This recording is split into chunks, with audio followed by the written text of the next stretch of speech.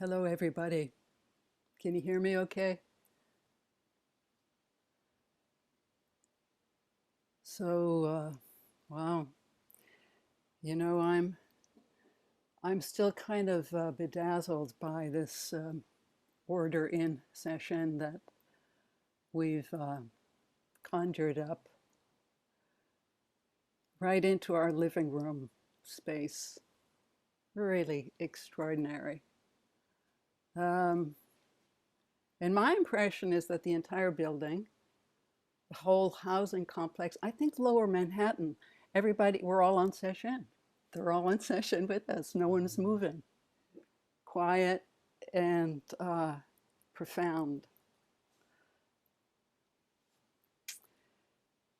And of course, a deep vow of appreciation for the bodhisattvas who are sweating the details so that the rest of us can be with the leisurely one. Greatly appreciated. And so yesterday, listening to Rio's poetic utterances about everything being Brooklyn, I was reminded of the story Foyan tells of a master sees a monk going downstairs and he calls after him, "Reverend." The monk turns around and he says, "From birth to old age, it's just you. Why turn your head and revolve your brains?" And Foyan says, "From birth to old age, it's just you. What is this? Who is this?" And he continues, as soon as you arouse the intention of seeing who you are, you don't see yourself. It's hard to see yourself, very difficult. Indeed, what obscures this self, again, as Rio reminded us of Sawaki's term, what obscures this self is the self that we ordinarily take ourselves to be. The one who frets, am I good enough? Am I worthy enough? Am I respected enough? Am I safe enough? So that one who frets and that fretting is what keeps us on the gerbil wheel, isn't it?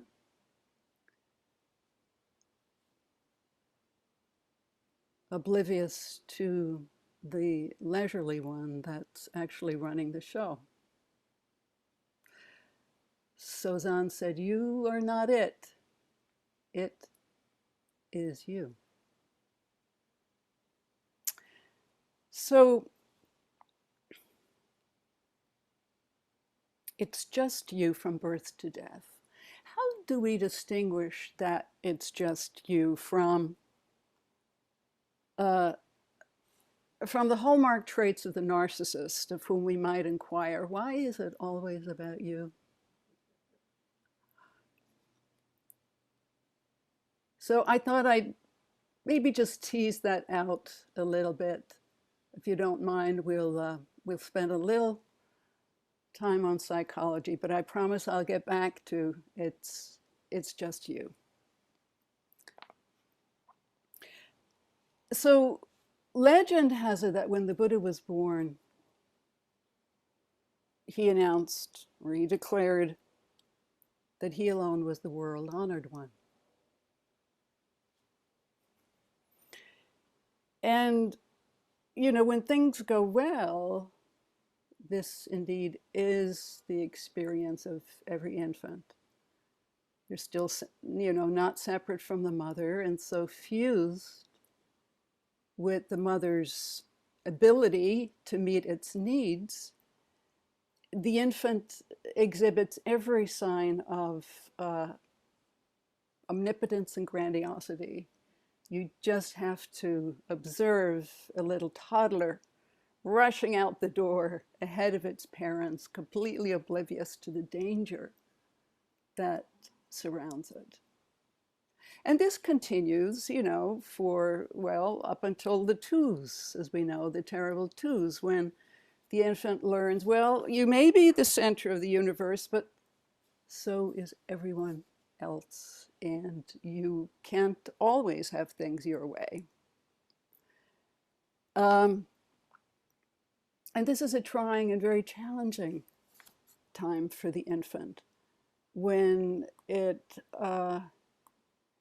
you know, it has to come out of this sense of grandiosity, omnipotence, and having the world at its, you know, at its beck and call, and you know, learning the rules of socialization, what's tolerated, what's not tolerated, and indeed its own vulnerability and utter dependence, which can induce shame, you know, when it messes up and it can't do. And so this is not an easy trajectory and requires from the parent, I'm sure there are parents here of toddlers who have raised kids, it requires firm holding and very compassionate molding to guide the child into becoming a, well, a stable self, if you will, a sort of functional ego that can contribute its talents and its gifts to the world, and can bear with the fact that everyone else has a seat at the table too. Now,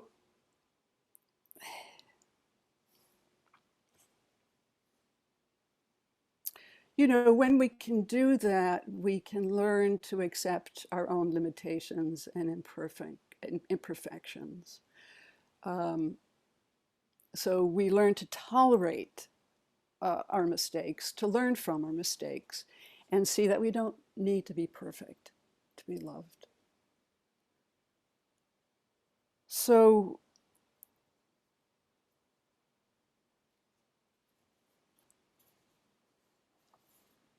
of course, I'm only focusing on the psychological formation of the self. I'm not here referring to how this disconnect occurs with the ground of being, which is what, of course, the Dharma is concerned with.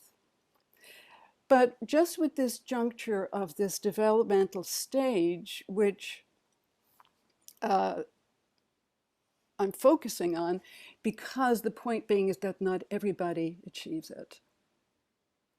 And, you know, certainly somebody who is a narcissist has had difficulties precisely in this area, and their own inner sense of shame deficiency is masked with this grandiosity and this need to be a winner at all costs. And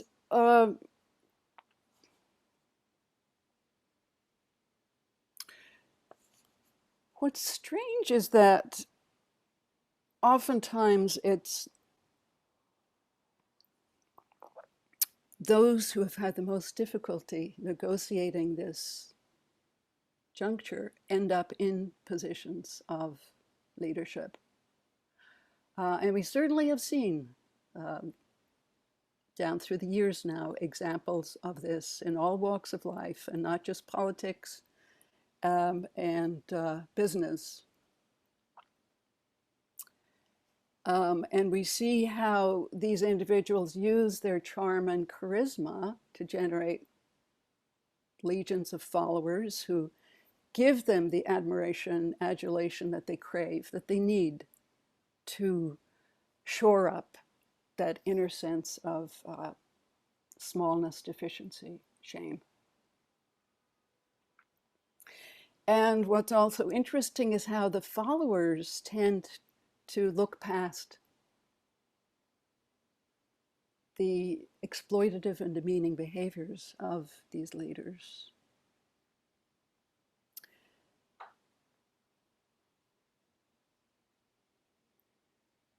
So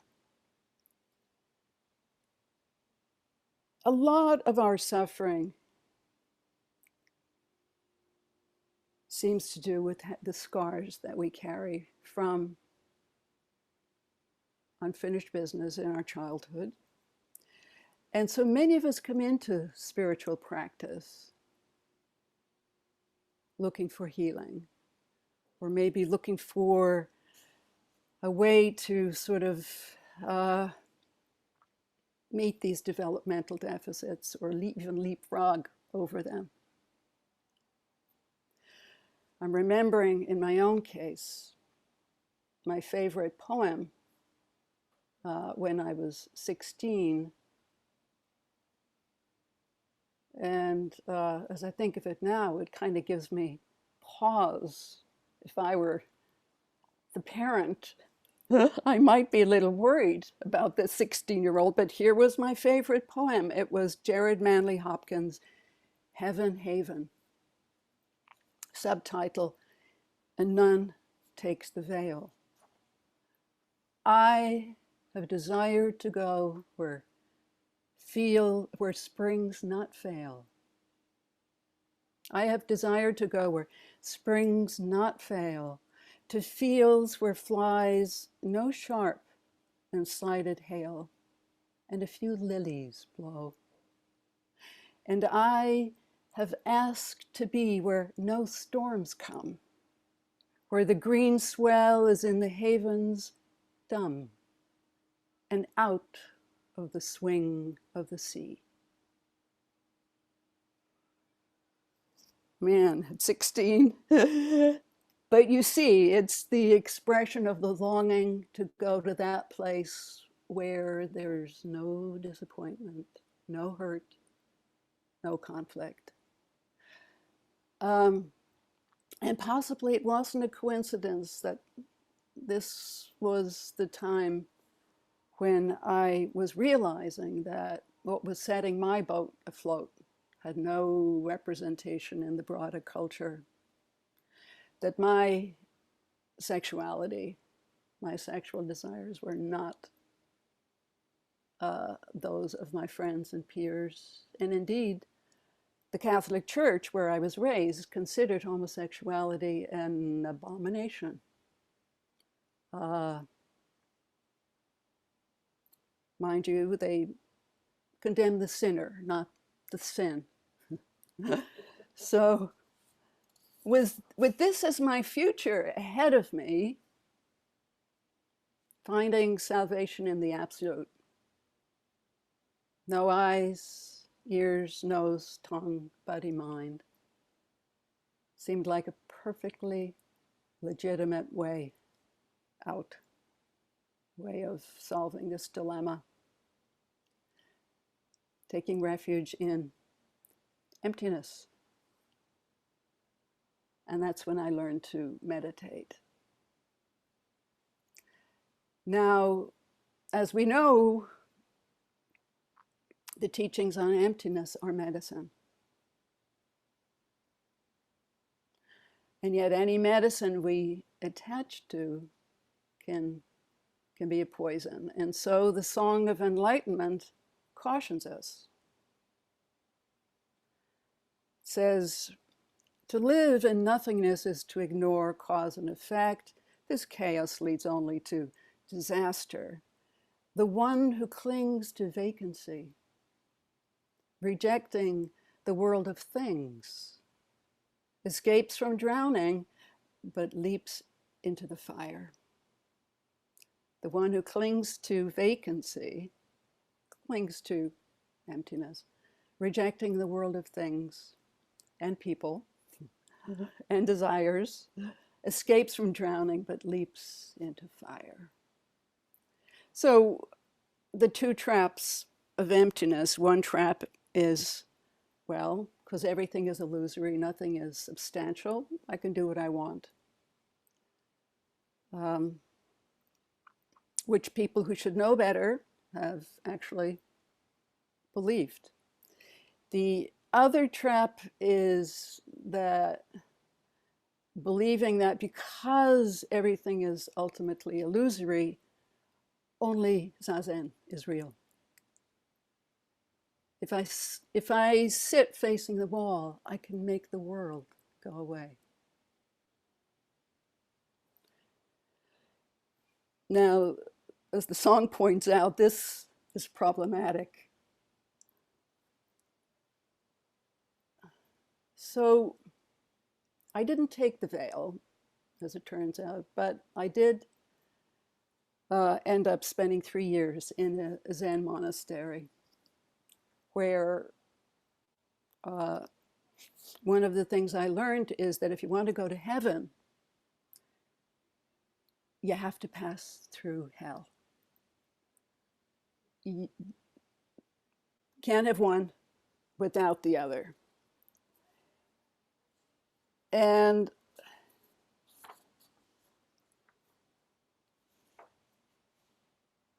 funny thing, and I think to his credit, during those years, I remember Dido, kind of a favorite rant of his, was where he would inveigh against what he called Zen zombies, students who prided themselves on not feeling anything, not thinking anything. They were very good at carrying out orders. He would shout at them, they didn't blink. He'd have meltdowns. They called it skillful means. They didn't question, they didn't doubt.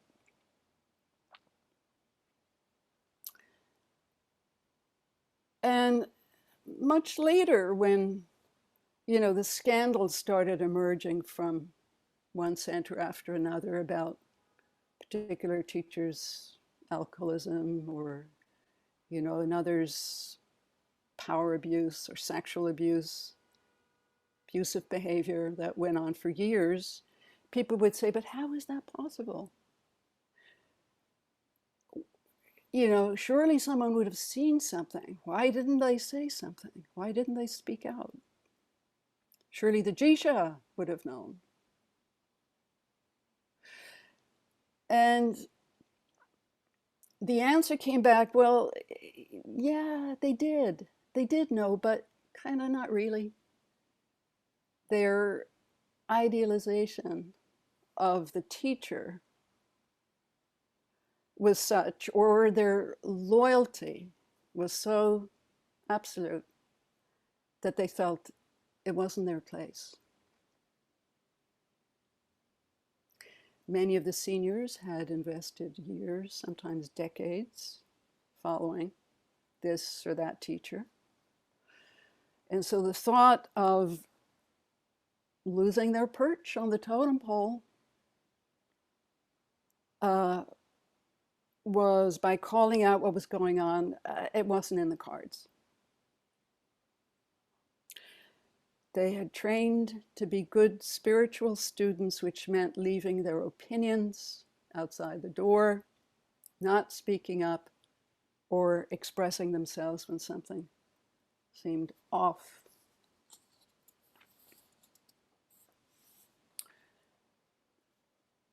They weren't seeing with their hearts, as Rio might say. I think another way of understanding this is that they had learned to shelve their feelings and their perceptions a long time ago. Perhaps when they had to survive a chaotic household growing up or an abusive parent.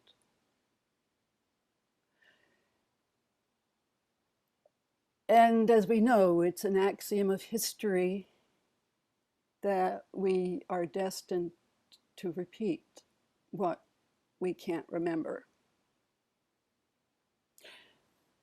They, in short, were adults physiologically but psychologically children. They hadn't grown up. They were unable to separate from a charismatic figure who gave their lives meaning, who gave them a sense of self-worth. And they couldn't do this, even and especially when it was pointed out that this figure was a flawed human being.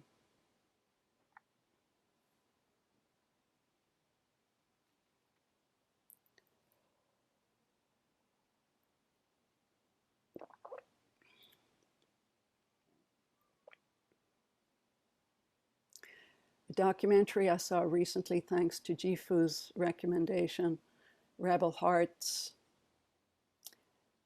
is coincidentally about the Order of the Sacred Heart nuns, showing that religious devotion doesn't have to equate with uncritical submissiveness.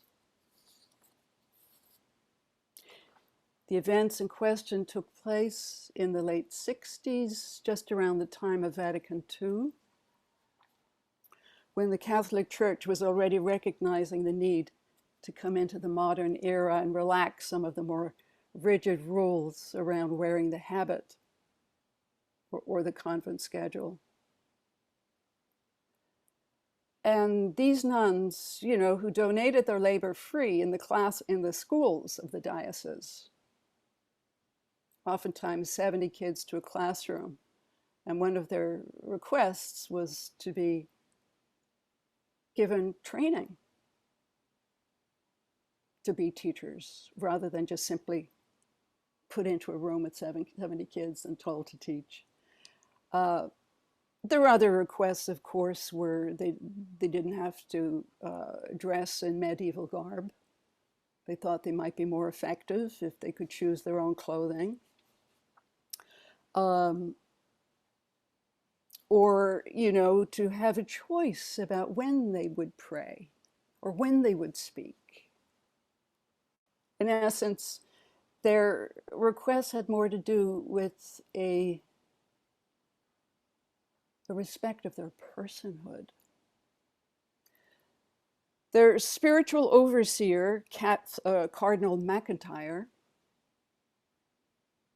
who had been a runner on Wall Street before he became a priest, he was unsympathetic to each of their demands. And in the end, brought the full weight of the Catholic Church against them by giving them an ultimatum to submit to his orders or leave the convent.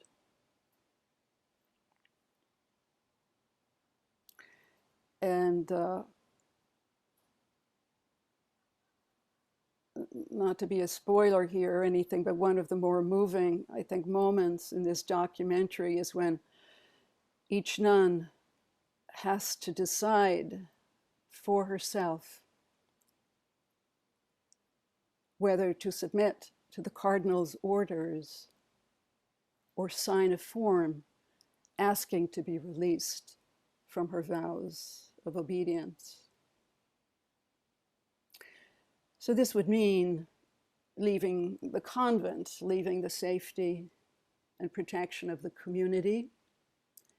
Again, in some cases, after decades of being a nun, and starting out fresh in the world as a lay person, having to learn how to drive, get a job, find an apartment.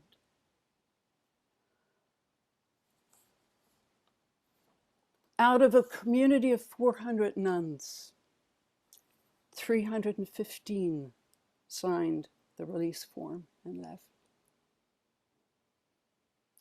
They went on to form a lay sisterhood that continues to this day in the form of service to the community.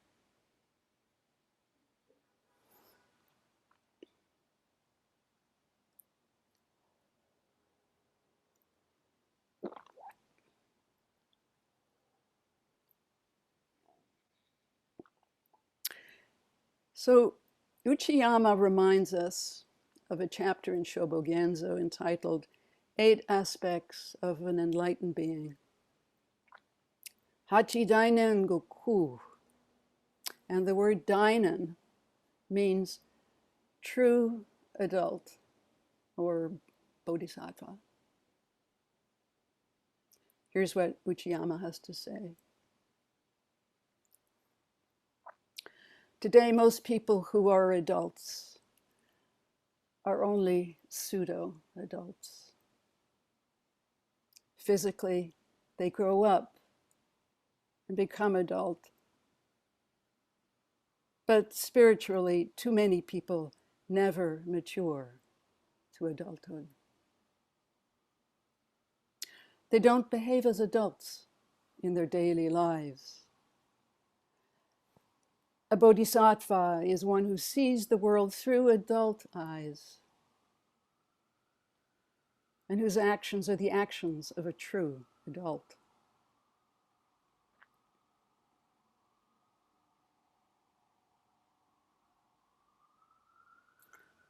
So, I guess you could say, knowing when to break the rules.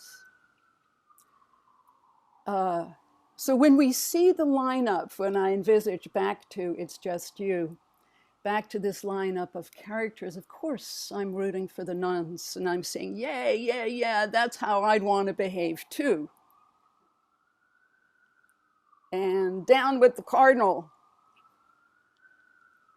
But, you know, that's not the Dharma, is it? It's like we all want to be on the winning team. It's like Trump said. He said, I don't like war heroes who get captured. But the truth is, we all get captured. And when we're looking at this principle of the universal self, the all-encompassing self, this it's just you, I don't think we get to cherry pick. You know, all right, this is who I identify. That's not me, this is me. The whole mess is mine, is ours. The whole thing, no separation.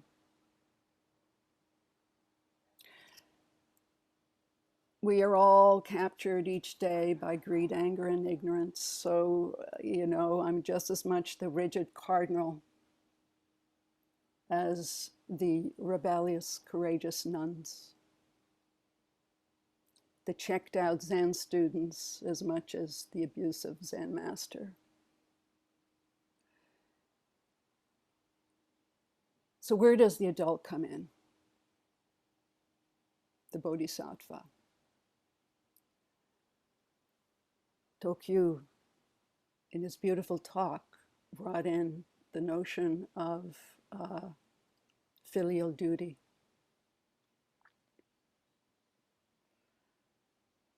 Christ referred to it also when he said, I am about my Father's business. I must be about my Father's business. So what is that for us? It's watching where our attention goes. It's watching what we order in on the screen of our minds, what we indulge. It's keeping that 2-year-old in check.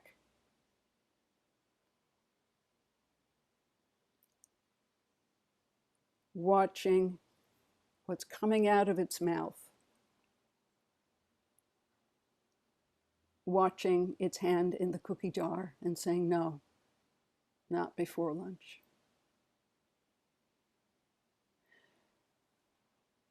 Staying awake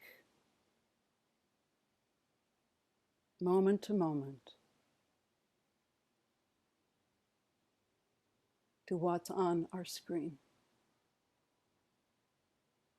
Big responsibility.